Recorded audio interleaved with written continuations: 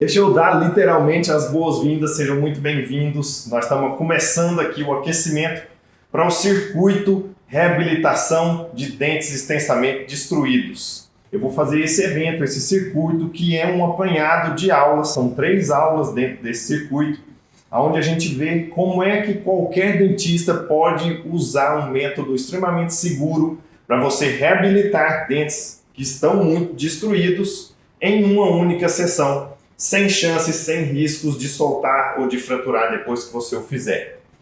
Para isso, a gente tem essas 3 aulas, são as principais, mas a gente tem uma caminhada até chegar lá. Essa caminhada é o que a gente chama de aquecimento. Eu sou o professor Rodrigo, você já me conhece, só que esse aquecimento você ainda não conhece. Esse aquecimento é o que você está vivendo agora comigo a partir de hoje. Todas essas aulas do aquecimento elas ficam disponíveis 24 horas.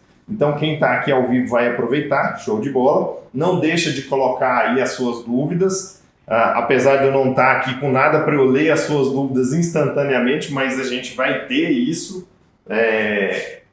disponível aqui, um momento para a gente fazer isso, tá? Então eu vou interagir com vocês, vou responder as dúvidas de vocês e a gente vai começar com um fator muito importante, que é a gente literalmente buscar entender por que é que a gente acha, por que é que algumas vezes as pessoas podem achar que trabalhar em um dente extremamente destruído é a mesma coisa, é tranquilo, é mesmo aquilo que eu já faço, que eu lido com outros tipos de restaurações, e daí eu posso trabalhar tranquilo, e aí o que acontece? Insucessos. Então eu preciso trazer para você informações para que você comece esse nosso primeiro bate-papo, esse nosso primeiro entendimento, no seguinte sentido: poxa, o que é realmente diferente quando a gente trabalha em um dente extremamente destruído? Óbvio que eu estou mostrando aqui para você uma imagem, e vou até mudar aqui, ó, para que você possa ver a imagem completinha aí, né, na sua tela. De vez em quando eu vou ficar pequenininho, depois eu volto e aí a gente vai trocando esse bate-bola. Mas veja só aqui o seguinte: o que é diferente? Bom, se você já participou de algum dos circuitos passados, você entendeu que todos os circuitos, as imersões que eu fazia, elas eram muito mais destinadas ao aspecto de você entender sobre pinos intrarradiculares. O que a gente acabou percebendo aqui? Que a mesma segurança que você precisa para fazer um pino, você precisa para reabilitar aquele caso depois que você coloque ou não um pino. Então a gente decidiu ampliar o escopo daquilo que a gente tem trabalhado com vocês, justamente pelo fato de eu conseguir te fornecer uma solução segura, sem riscos de problema, de fratura, de soltura, que são os principais eventos catastróficos. Nós vamos discutir isso muito ainda, né? Quais são os problemas que ocorrem e como você resolve. Nós decidimos ampliar não só para o pino, mas também para a parte restauradora, para você entender uma solução completa do começo ao fim. E não tem jeito, você precisa começar esse entendimento sabendo o que é diferente.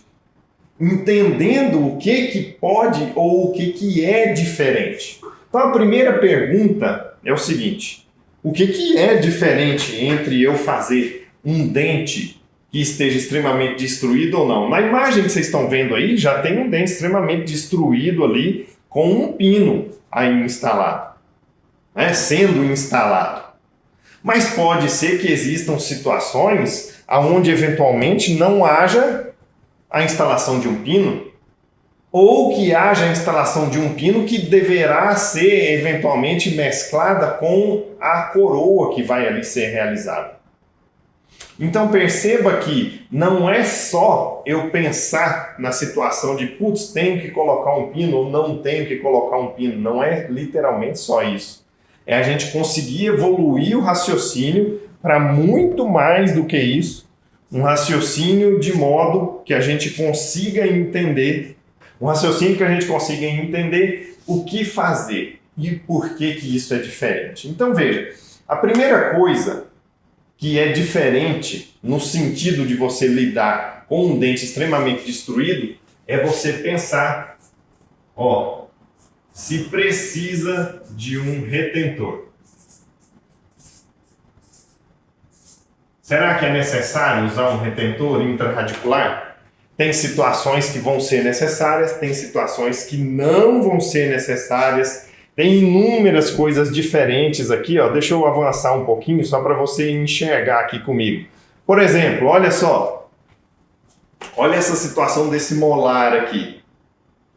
Um molar extremamente destruído, tem uma quantidade de remanescente importante. Veja, tem uma quantidade aí de remanescente legal, beleza, existe.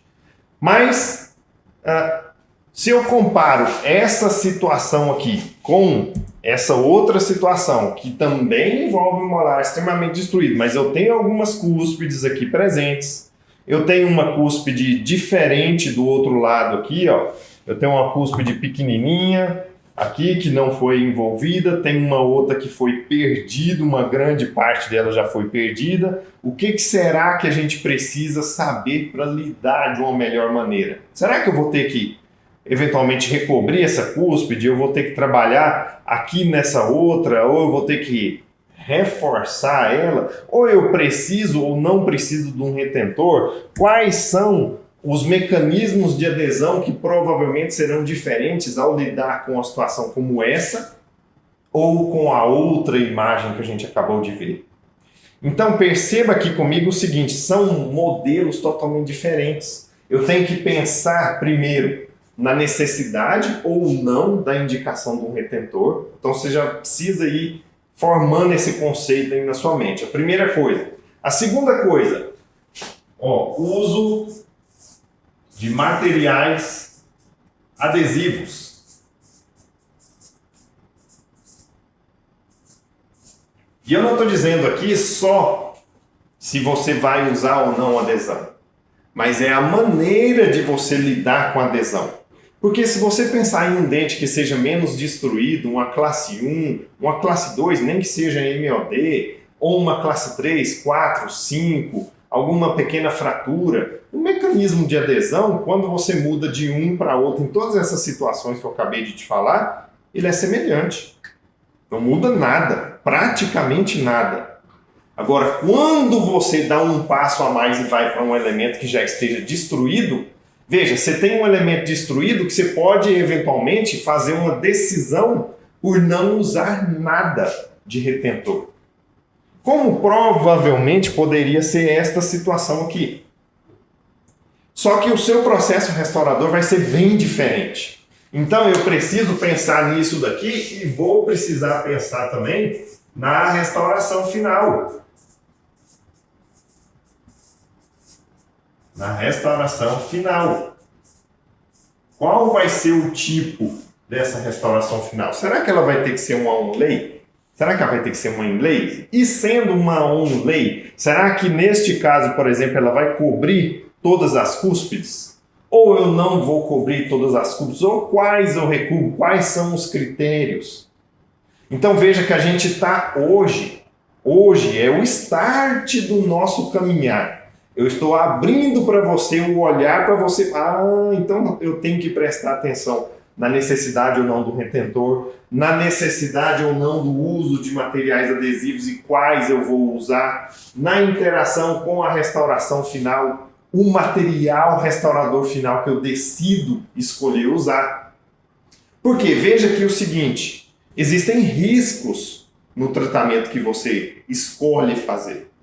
Se você eventualmente faz uma escolha por um retentor que tem pouca ou quase nenhuma capacidade adesiva, perceba que isso muda todas as outras decisões que você vai fazer dali em diante. Então tem muitas vezes que eu recebo perguntas de colegas falando o seguinte: professor, eu tenho um caso aqui de um dente bem destruído em que eu já peguei aqui, decidi e fiz a instalação de um núcleo metálico fundido. Não tem nada de errado com isso, usar um núcleo metálico fundido. Você precisa fazer a boa indicação. Se você indicou bem, perfeito. Agora, o problema é indicar errado. Porque a indicação errada ela leva ao uso incorreto. Aí é que surge o problema. Então, indicar usar um metálico, um de fibra, não usar, colocar fibra dentro do canal, fazer o que for. Em teoria, eu diria para você que isso tudo está certo, desde que você saiba indicar correto. Esse é o ponto-chave de diferença. E para indicar um retentor, para indicar a peça final, para indicar o que você usa de material adesivo ou não, a interação entre todos esses fatores ela precisa estar construída. Então, quando me perguntam essa situação, indiquei um metálico, o que eu faço para cimentar o meu IMEX? Aí a minha primeira pergunta é, por que você fez o IMEX? Muitas vezes essa resposta é pelo trabalho que o protético me fornece. Ah, o protético faz isso, então eu decidi fazer desse jeito mesmo aqui e pronto. Beleza, se essa é a sua resposta, eu diria para você que ela está muito limitada, extremamente limitada. Por quê? Porque, na verdade, você tem que lidar isso junto com a sua equipe de trabalho. Tem que saber lidar com isso.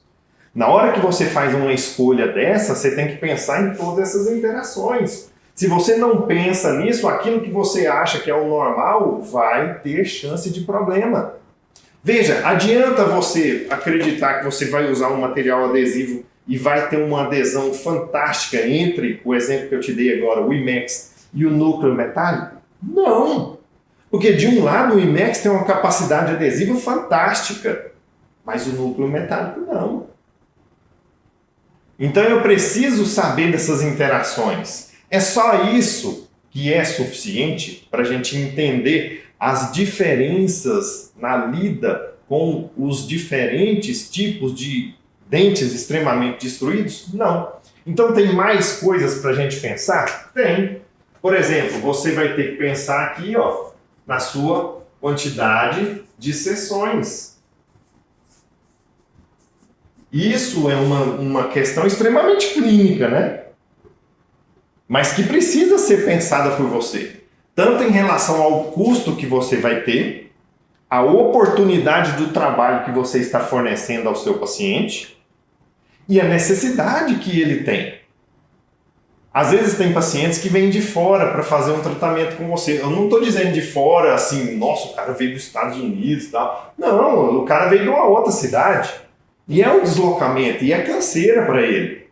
E quando existe esse deslocamento, qual que é o primeiro interesse que o seu paciente tem? Que ele resolva aquilo rápido.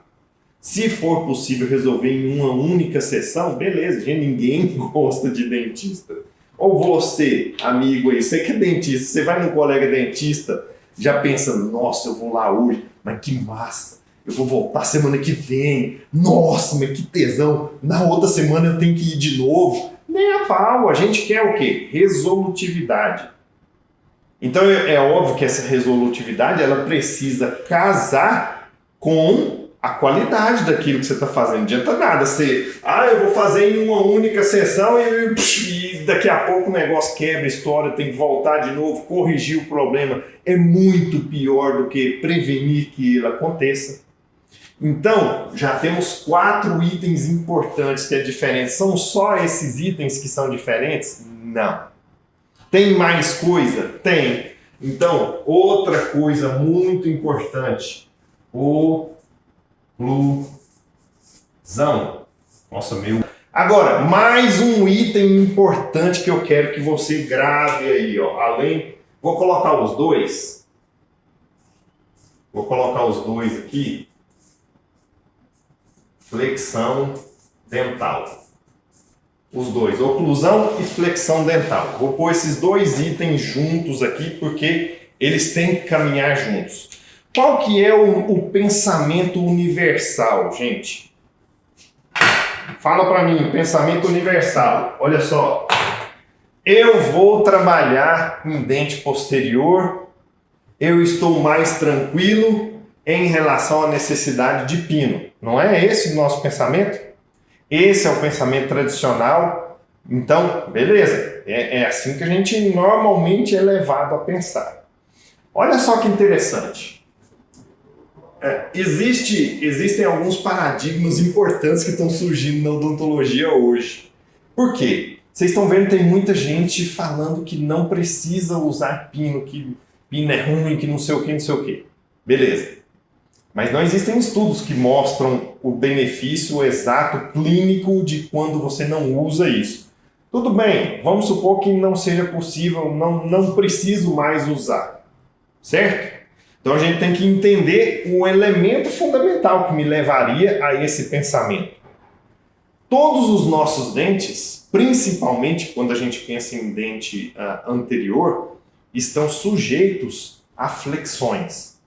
Porque os nossos movimentos eles não são igual ao movimento de mordida de um equino, por exemplo, de um boi, né? Onde você tem só aquele movimento. Lembra quando a gente aprendia na oclusão? Um movimento de bisagra, né? Que é aquele pá, pá, pá, de bater. É o porco queixada lá no meio do mato. Tá, tá, tá, tá, tá. Não é só isso.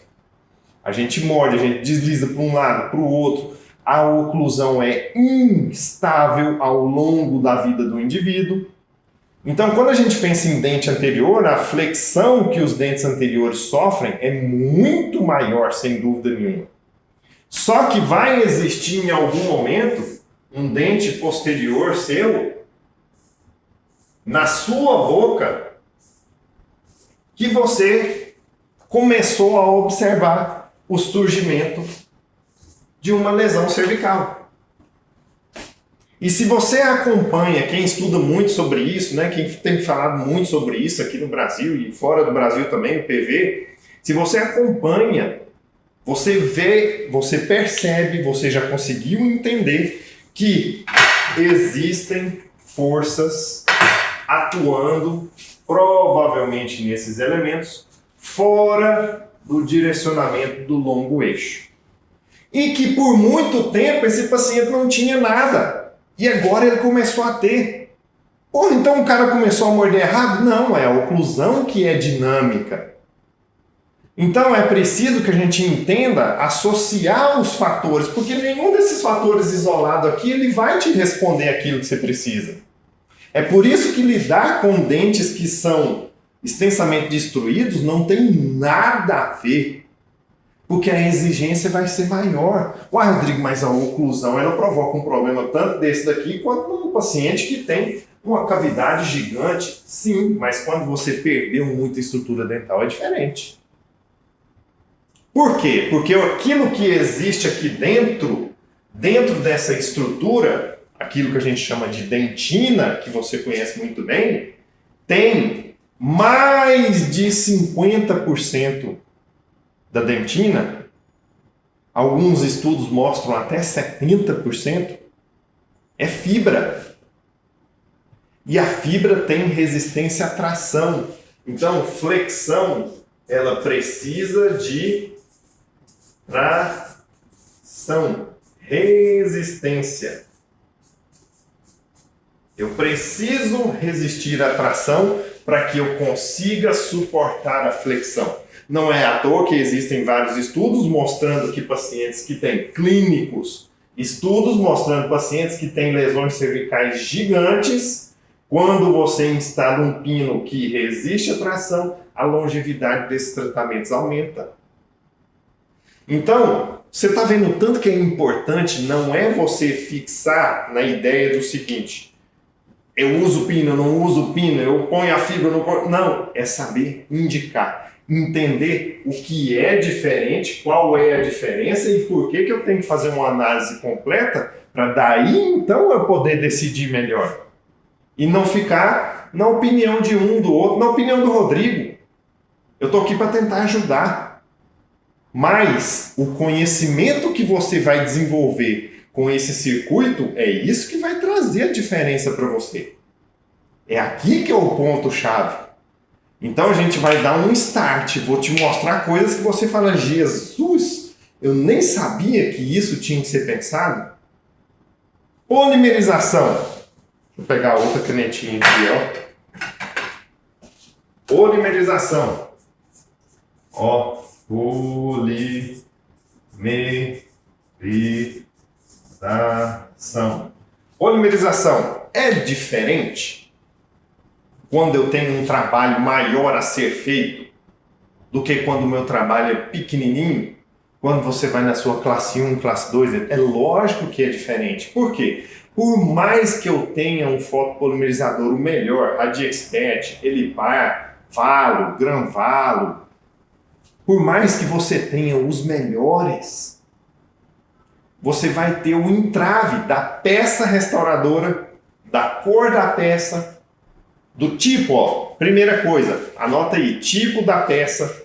Então vou pôr até aqui, ó, tipo, ou seja, se o tipo da peça é coroa, se é uma onlay, se é uma inlay, você vai ter cor, você vai ter espessura. Então você tem pelo menos 3 fatores atuando na efetividade, na facilidade, na qualidade da polimerização que você vai fazer. Nós publicamos um estudo em 2005, mas que é extremamente atual. Por quê? Porque não mudou.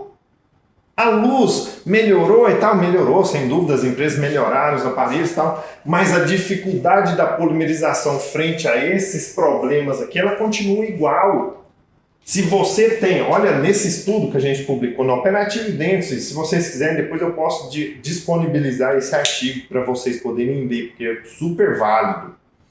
Então veja só que interessante. Nós avaliamos discos de cerâmica de cor A1, A2, A3, A3,5 e A4, na espessura de 1, 2 e 4 milímetros. Quando você aumenta a espessura e quando você aumenta a cromatização, que é essa intensidade de cor do A1 até no A4, as duas coisas reduzem a polimerização do cimento, a dureza daquele cimento depois que ele polimeriza, ou seja, polimerizou menos. É uma medida indireta, mas é esse o raciocínio. E você diminui coisa absurda. Durezas que tinham valor lá, tem uma unidade de dureza que chama NUP, outra unidade que chama Vickers, mas não importa a unidade, só para você entender que era de 24 cai para 4. Olha isso! Você polimerizando ao mesmo tempo. É lógico que existem recursos, a gente vai conversar isso aí durante, tem muita coisa para falar. Hoje, como eu estou falando para você, é o start. Mas perceba que os entraves são muito maiores, porque na hora que você tem uma restauração pequenininha, uma cavidade pequena, a luz pode ser colocada muito mais facilmente para polimerizar diretamente aquele produto. Agora, quando você vai eventualmente fazer uma cimentação, sabendo da restauração final do material adesivo, necessidade ou não de retentor, aí o problema começa a acontecer. Ah, mas aí eu peguei a melhor coroa, o melhor adesivo, o melhor cimento, o melhor retentor, o melhor tudo. Meu foto é um monstro. Mas eu manipulei o cimento errado. E aí deu muita bolha. Na bolha de ar tem oxigênio, o oxigênio não deixa o cimento polimerizar. O seu maravilhoso trabalho foi por água abaixo. Então não adiantou. Não adiantou. O que vai ter de resultado para você? Frustração. Então é importantíssimo a gente ter esse entendimento, porque aí eu vou saber como lidar melhor. Por último, eu diria aqui para você que a gente ainda tem uma grande diferença, talvez uma grande dificuldade, que eu vou colocar aqui como a anatomia. Tá? Por quê? Porque é óbvio que você restaurar um dente grandão, fazer uma coroa todo dentro da boca, é muito mais difícil do que isso ter sido feito fora da boca, quer seja por você ou pelo laboratório. E daí você vem e faz a instalação.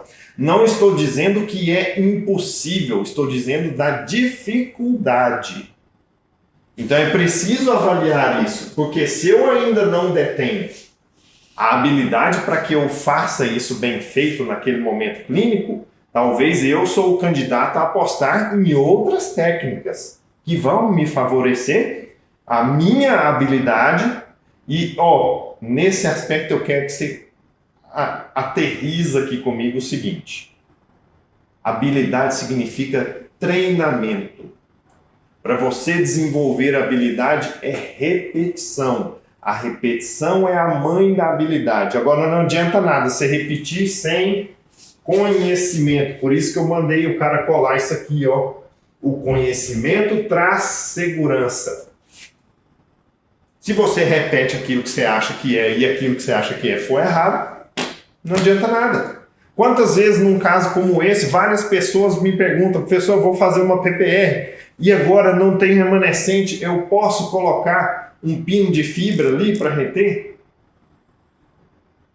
Posso, desde que eu tenha conhecimento para fazer isso, ok. Para eu entender da relação disso com o material que eu vou restaurar depois. Para eu entender da relação disso com o material que eu vou restaurar depois, com a oclusão, com o local desse dente no arco, com todos esses fatores que em conjunto vão trazer a melhor performance para você eliminar os riscos de fraturar e de soltar.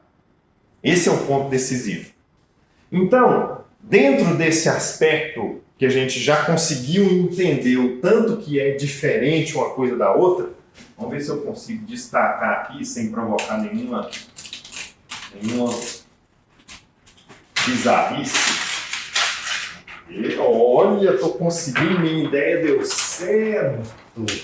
Vou tentar não rasgar isso para depois eu tirar uma foto e disponibilizar isso aqui para você, tá bom?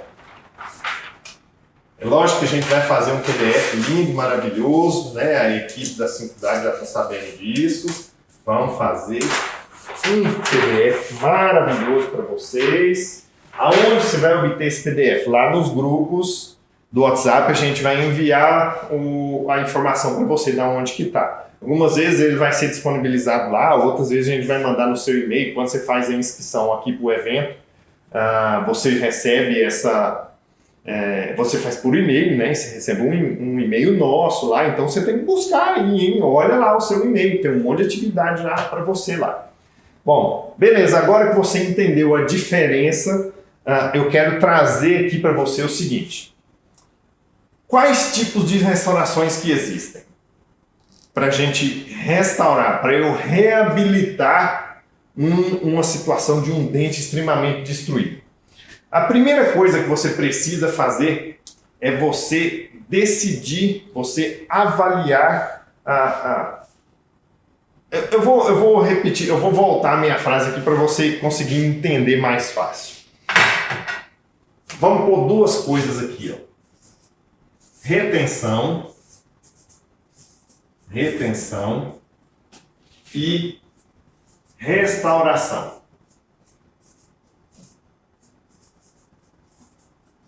Beleza. O que eu quero que você entenda agora? Que tipo de reabilitação existe? Existe um ponto inicial em que você vai fazer a decisão pelo aspecto de retenção, e aí aqui você vai avaliar a necessidade de pino, a necessidade do uso de fibras, a necessidade do uso de adesão. Esse é o primeiro aspecto. Depois você vai para um outro lado, que é o aspecto restaurador. Você viu comigo que essas duas coisas elas interagem, elas estão interligadas. Não tem como desvencilhar uma da outra. Mas entenda que o seu primeiro passo é fazer essa definição. Aqui nós temos fibra e nós temos metal. Certo? Então, metal e fibra. Por exemplo, eu já orientei alguns alunos em estudos de mestrado, de doutorado, onde a gente investigou materiais à base de fibra. Com o interesse do quê? Eu tive lá para 2007, 2008, foi quando eu fui professor na Estadual de Londrina. Foi. Nessa época, a minha ideia era o seguinte, poxa, precisava existir uma maneira de criar um pino líquido. Olha só a ideia do Rodrigo, né? Um pino líquido. O que é o danado do pino líquido? Um material resinoso com fibra para que se inserisse dentro do canal e não precisasse fazer um pino mesmo. Então, cada dentista poderia fazer o seu, né? Hoje é o que a gente tem observado com alguns materiais, embora a gente não tenha isso ainda no Brasil e careça de estudos mais clínicos para a gente ofertar isso de uma maneira mais segura aos nossos pacientes. Fora do Brasil, a GC tem um material que se chama EverX. Ele é uma resina com bastante fibra. A quantidade de fibra que vem no EverX, para você ter uma noção, é 22,5% de fibra de vidro ali dentro. A quantidade que a gente conseguiu colocar no material que a gente desenvolveu nesses 10, 12 anos é 30%. Comparado com os resultados do EverX, a gente tem mais resistência. Só que a gente parou, a gente não é um GC, né? Eu decidi fazer outras coisas ao invés disso, mas o que eu quero que você entenda é que mesmo este material, existem mecanismos de usá-lo de uma determinada maneira que você promove melhores resultados. Quando a gente pegava esse material e fazia o uso dele de uma maneira indireta ou semi-direta, os resultados eram muito melhores. Melhores até do que tudo o resto que existe. Então hoje a ideia melhor que a gente tem é fazer uma aplicação disso direto na boca, de uma maneira direta, né, das fibras. Existem fibras como essa, o EverX, existe o Rebond, existe o Interlig, existem várias. O fato aqui não é usar ou não usar, é saber indicar. Quando você precisa usar bem. É por isso que a gente está caminhando juntos, para a gente ir melhorando esse nosso desempenho. Mas a primeira etapa sua é essa decisão. A segunda etapa é se você vai fazer uma direta, se você vai fazer uma semi-direta ou se você vai fazer uma indireta. E é lógico que tudo isso aqui vai ter a ver também com a sua escolha dos materiais. Aí, em termos de materiais, você vai ter que pensar se você vai fazer uma resina direta, qual é a resina? Uma semi-direta, qual é a resina? Só que quando você vai para o semi-direta, você aumenta a necessidade de alguns recursos a mais.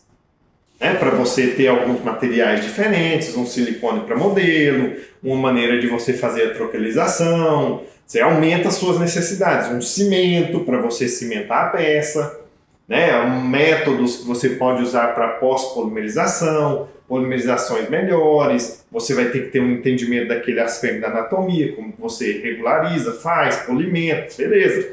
Quando você vai para a indireta, aí você tem a sua decisão de fazer resinas ou cerâmicas. E quais cerâmicas? Leucita, feldspática, dissilicato com zircônia, alumina. Então tem um punhado de coisas diferentes. Então entendeu que a gente precisa casar isso com isso.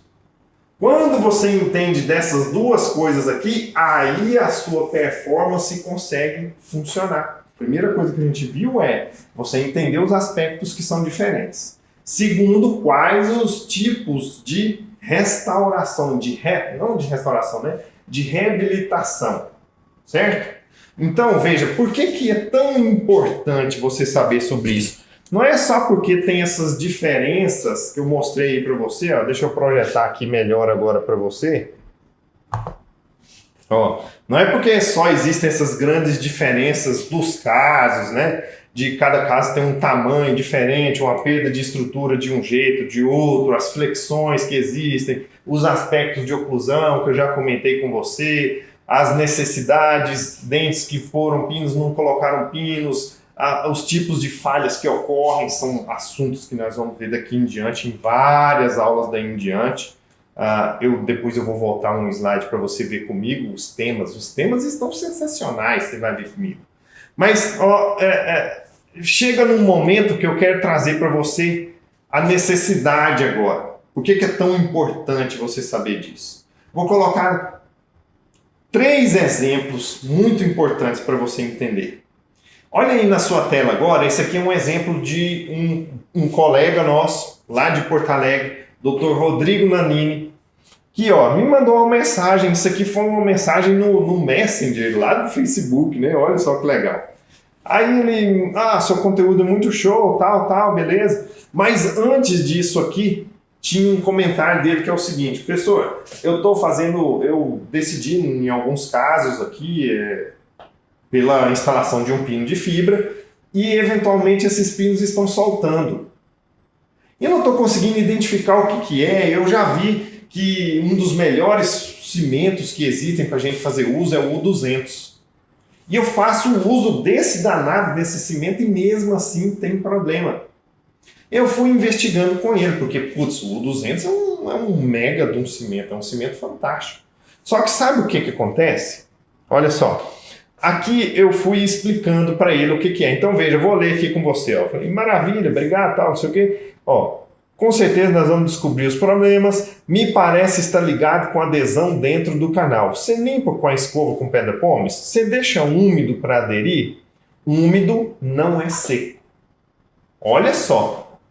Úmido não é seco. Por quê?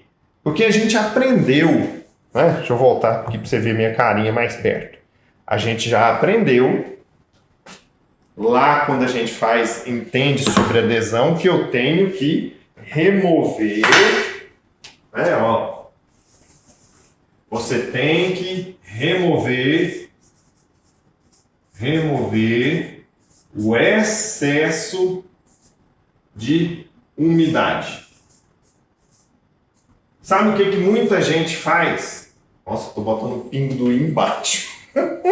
Muita gente faz um jatão de ar, principalmente se é dentro do canal. E o que você faz com o jato de ar? Você seca. Putz, mas eu vou usar o 200. O 200 é um cimento autoadesivo.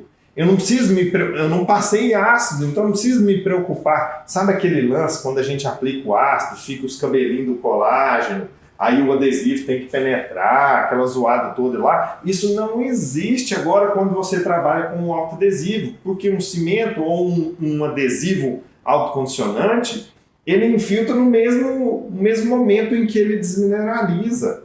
Então o colágeno não vai colapsar. Só que eu estou falando, você deixa úmido ou você deixa seco? Sabe por quê? Não é pelo fator primário que a gente aprendeu. O que a gente aprendeu como fator primário? Eu tenho que remover o excesso de umidade. Porque depois que eu faço o ácido fosfórico, fica o colágeno exposto. Se eu seco, esse colágeno colapsa e aí o meu adesivo não penetra. Beleza, esse é um conceito que todo mundo que já viu adesão já aprendeu em algum momento. Show de bola.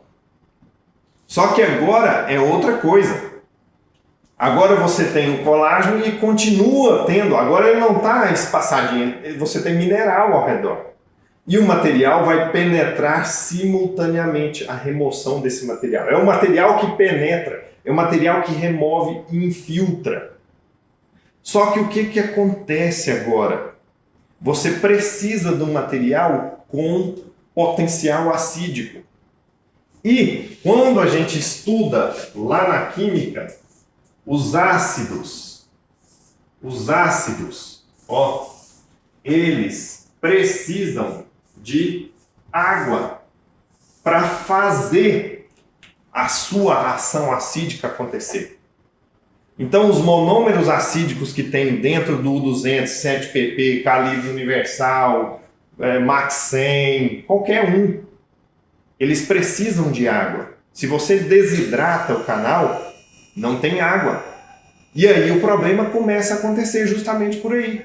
Então, perceba comigo aqui, deixa eu voltar o slide aqui do Rodrigo, para você ver. Perceba que eu fui identificando com ele qual é o problema. Então ele, eu não usava a escovinha da DH Pro para limpar dentro do canal. Então canal sujo, adesão sem vergonha. E eu secava muito o canal também.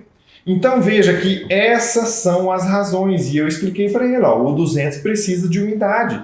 Então eu só fiz essa historinha para você conseguir entender comigo o quanto é importante. Por que é que você precisa? Por que saber essas diferenças na lida dentro do canal, fora do canal? Veja, isso aqui, gente, serve, não é só para dentro do canal por causa de pino, não. Serve para fora do canal. Tem muito mais coisas que a gente vai aprender. Mas, ele achava que era totalmente seco. Então, já começamos a resolver um problemão. Agora, deixa eu te contar uma outra história. Essa é uma história minha. Essa aconteceu comigo. Eu fui fazer...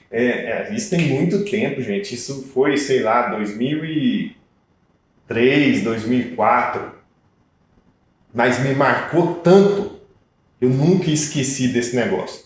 O paciente chegou no consultório de um grande professor, ele me chamou lá, professor Rodrigo, eu era professor, na verdade eu não era professor, eu fazia mestrado na época, né? Eu estava formando para ser professor.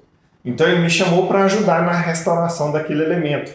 Já tinha um núcleo metálico ali, estava super perigoso remover esse núcleo e fraturar aquela raiz. Então, na época, eu falava, cara, isso aqui para mascarar, isso aqui tem que ser um protético muito competente. Então, eu vou fazer esse trabalho aqui com o Romanini, lá de Londrina, que é um espetacular, né, protético. Beleza, mandei lá para ele e tal, voltou aquela peça maravilhosa. Aí, no que voltou a peça que eu fui fazer a cimentação, ficou um pouquinho alto, eu fiz um ajuste. Peguei a broca, fiz um ajuste, beleza, cimentou agora, tá bom? Tá. Na outra semana voltou quebrado.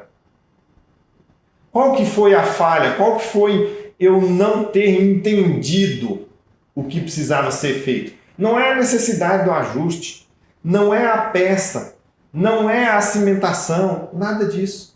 Pois sabe o que? Eu não ter a pecinha do quebra-cabeça que me dizia que depois do ajuste eu precisava fazer um bom polimento.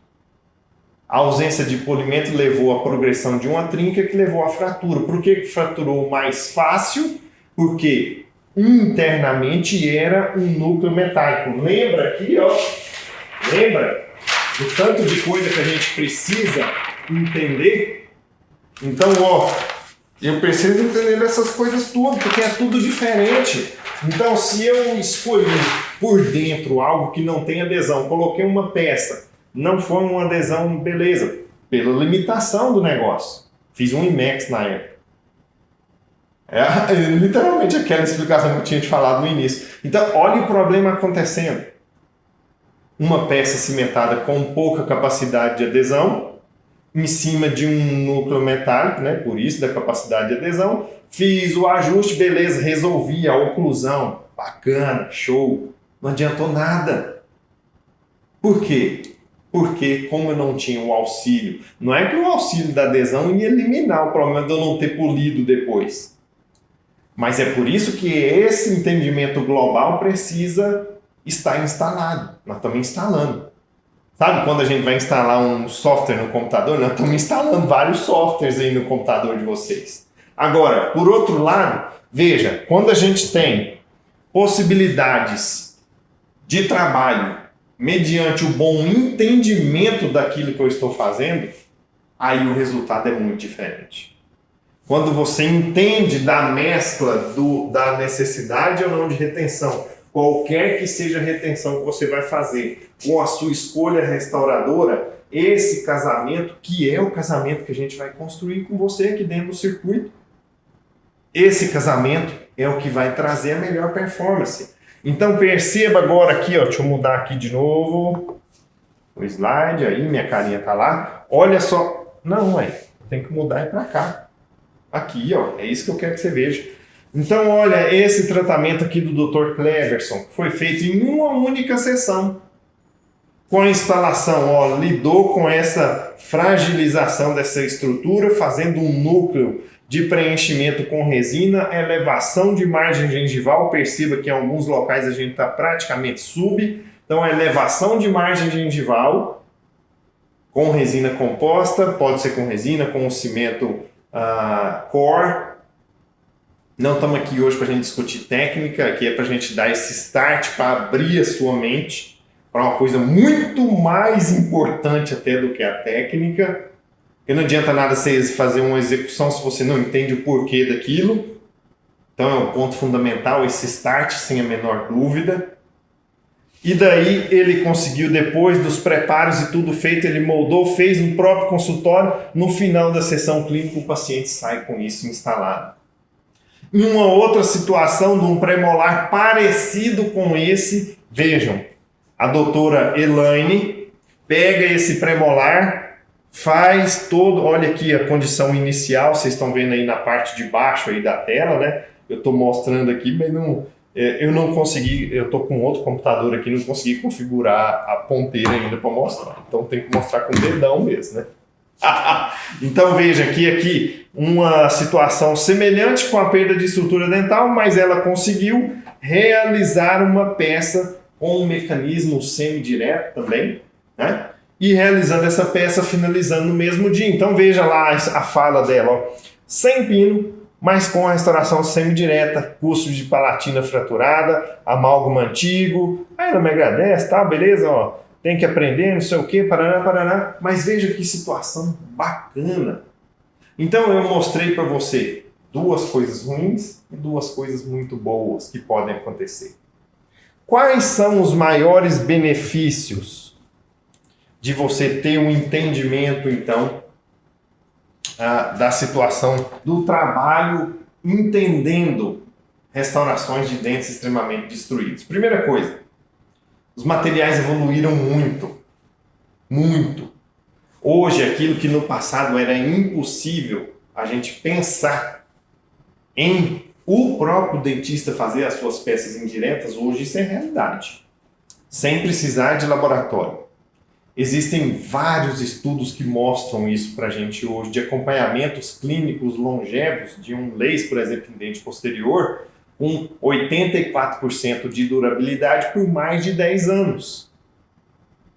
Ou seja, isso agora não é mais eu acho que pode ser. Isso já é a realidade, já é possível.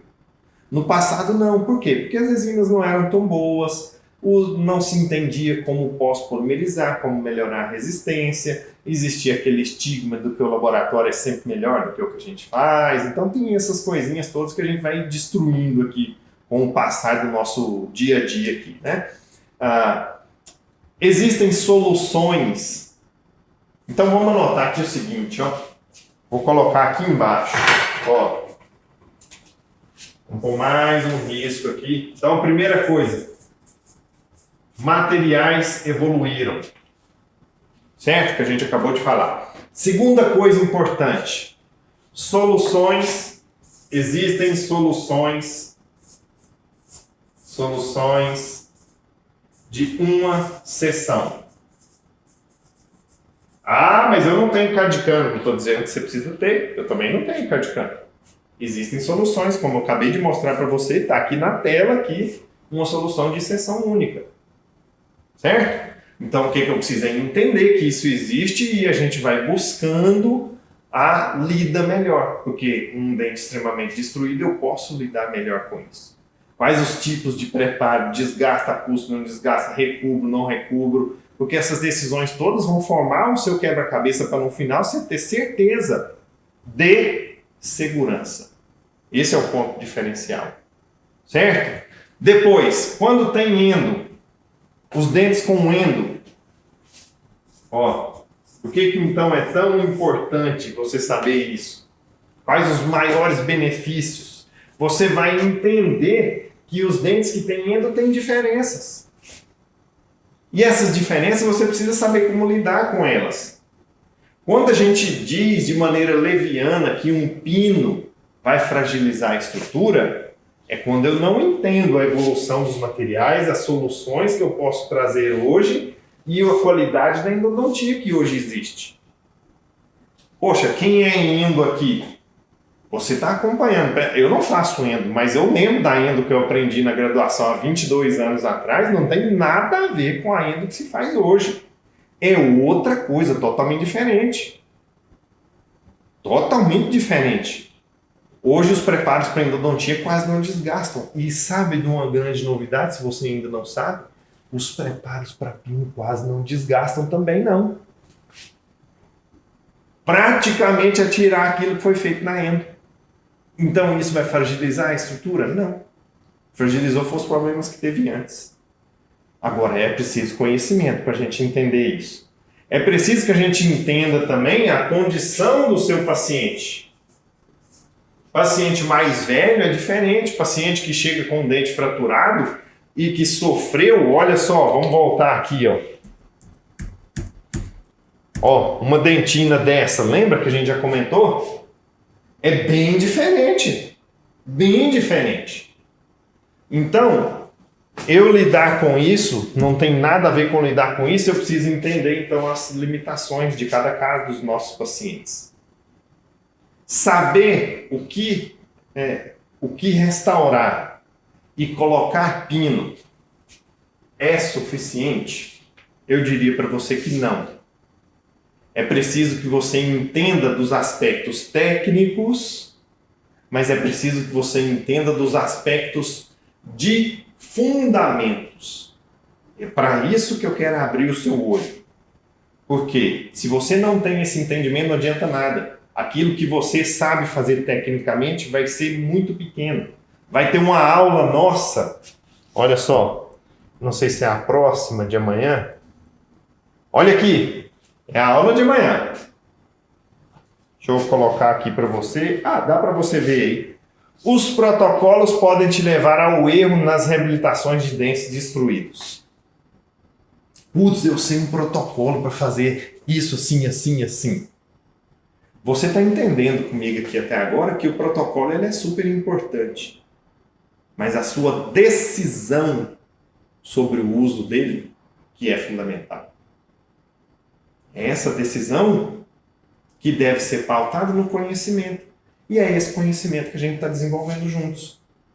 É por isso que o seu start, por onde que você deve começar para lidar nas restaurações, nas reabilitações de dentes destruídos, deve passar pelo entendimento da inter-relação de vários pontos que eu trouxe aqui para você hoje. Então, quais pontos são esses? Por isso que esse é o primeiro ponto, hein, gente? Por onde você vai começar a saber lidar com um dente destruído? Não vai lá na técnica. Não vai lá na escolha do material. Entenda antes disso. Antes disso. Então, eu não preciso entender, por exemplo, vou fazer uma situação aqui para você conseguir entender. Eu não preciso entender que para eu assistir a final da Copa é lá no Emirados Árabes. É lá no Emirados Árabes? Sei lá, ixi Maria. Catar. Lembrei do álbum de figurinha. É lá no Catar, no estádio fulano de tal. Esse entendimento de como é lá e tal, isso é tranquilo, né? Beleza, isso é relativamente tranquilo. Mas eu preciso entender como eu saio daqui para chegar até aqui. Que avião que eu pego, que lugar que eu vou descer, para sei lá, que condução que eu pego para ir lá, que língua que se fala. É esse mecanismo que é o diferencial. Não é ir daqui para ali. Ir daqui para ali é o protocolo. Mas entender o mecanismo da escolha do melhor protocolo é isso que vai trazer um diferencial para você. Então a minha sugestão para você é o seguinte: não é para você literalmente esquecer os protocolos, mas foco primariamente no conhecimento, para você identificar as oportunidades que você tem, que às vezes você nem sabia que elas existiam, e que vão tornar possível a sua caminhada mais segura, de maneira que você consiga sim reabilitar um dente destruído em uma única sessão, que você consiga eliminar riscos de fratura, que você elimine riscos de falha, e que assim você possa ter o sucesso que você está buscando. Fechou? Nós vamos abrir os grupos, nós vamos abrir os nossos grupos lá da imersão do circuito agora, os grupos do WhatsApp.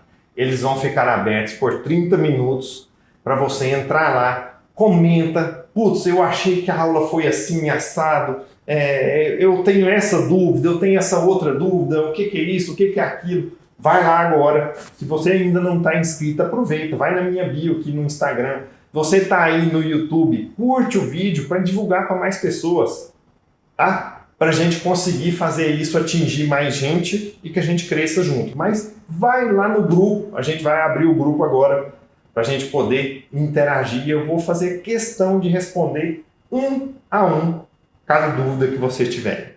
Fechou? Muito obrigado, a gente se vê amanhã. A gente vai divulgar para vocês hoje a lista de todos os temas, tá? De todas as aulas. Vou voltar aqui, tem um slide aqui, eu passei reto nele e nem mostrei, né? Deixa eu voltar aqui para você poder ver isso, quem está aí já pode ver. Ó, esses são os temas. Então hoje, se você acha que restaurar dentes e suído é igual que você já sabe, veja essa aula. Amanhã sobre protocolos, depois um guia de materiais que impede soltar. Por que eu não acredito que inlays, coroas ou onlays precisam ser feitas no laboratório? Você já ouviu que preparo fragiliza? Essa aula é para você. Tem alguma coisa aí que eu não acredito e eu vou te mostrar o porquê. O que você precisa aprender antes de escolher usar ou escolher um pino? Para quem acha que recobrir cúspide, usar um pino, confiar na adesão reforça dente destruído, você tem que assistir essa aula. Depois, a forma efetiva de usar as próprias resinas e dobrar a resistência sem laboratório.